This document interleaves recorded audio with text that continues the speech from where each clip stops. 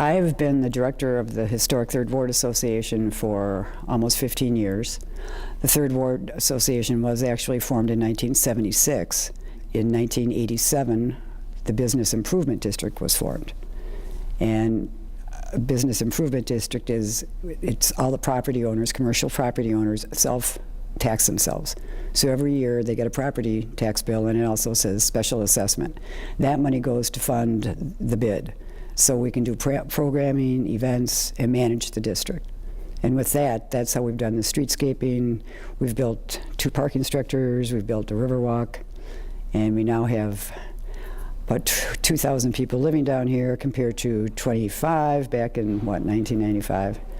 And we used to have probably there were 25 retailers down here in 1993, and we now have over 165.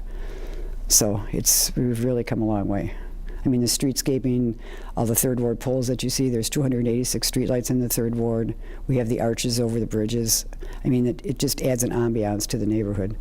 You know, when I came down here in '96, I mean, there wasn't a lot down here. And when I saw one of the condo developments going up, I had tears in my eyes. It was like, holy cow, look at all these people moving down here. It's probably the safest neighborhood in downtown.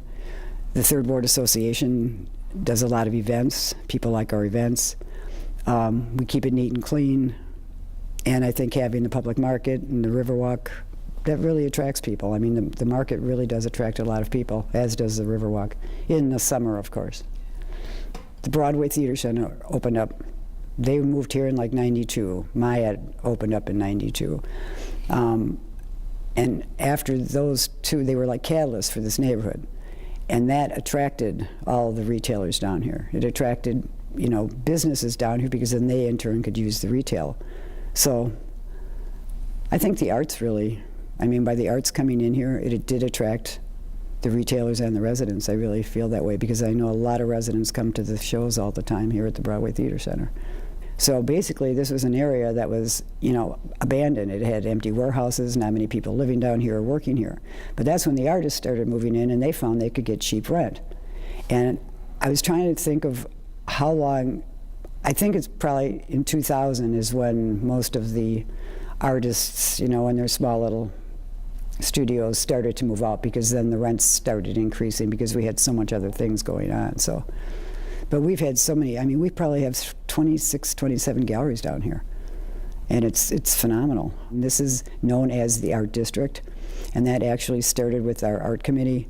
Christopher Libby, who used to work at the Skylight Opera Theater, this was dubbed the Third Ward Arts District.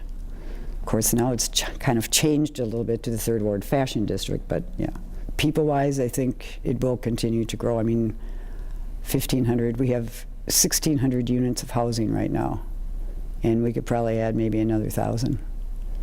But I think the restaurants and the shops will continue to grow because of the amenities that we do have down here. It's just amazing. And for me, to be down here this long and to just see how we've grown, it's pretty fascinating, I'm telling you.